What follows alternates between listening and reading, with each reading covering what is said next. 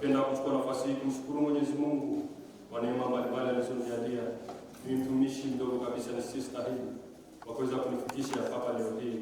Napenda kumwambia Mwenyezi Mungu asante sana. I can't work on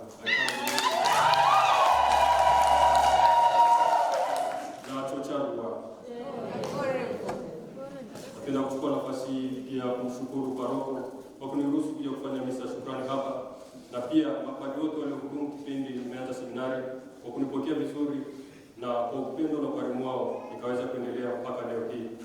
Napenda kuchukua nafasi hii pia kushukuru kwa niaba kwa nafasi ya mkuu wa shirika. Napenda kuwashukuru viongozi wote wa shirika kwa kunipokea shirikani kule, kunilea. Japo nilienda sijui mambo mengi, lakini walinivumilia na kunilea na kunifinyana.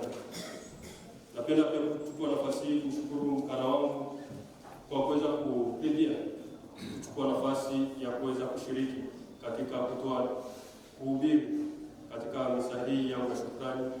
Na pia napenda kumshukuru Father Gaspar na Father Bernard kwa majitoleo yao ya ada ya hali na mali kuanzia nimeanza sekondari mpaka nimemaliza form 6 na mahitaji mbalimbali kama pocket money wakati naenda shuleni na wakati naenda seminari. Nashukuru sana.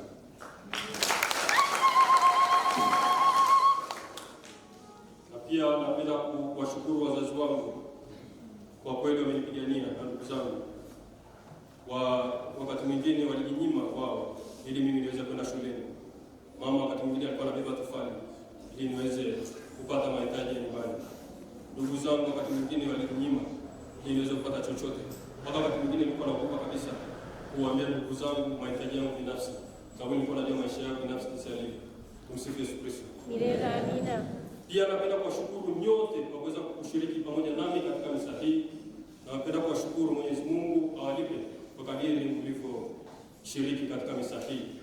Na mwisho kabisa, nipende kuwashukuru mapadri, nipende kuwashukuru watawa, nipende kushukuru kwaya kwa kutuendesha vizuri. Tumsifu Yesu Kristo.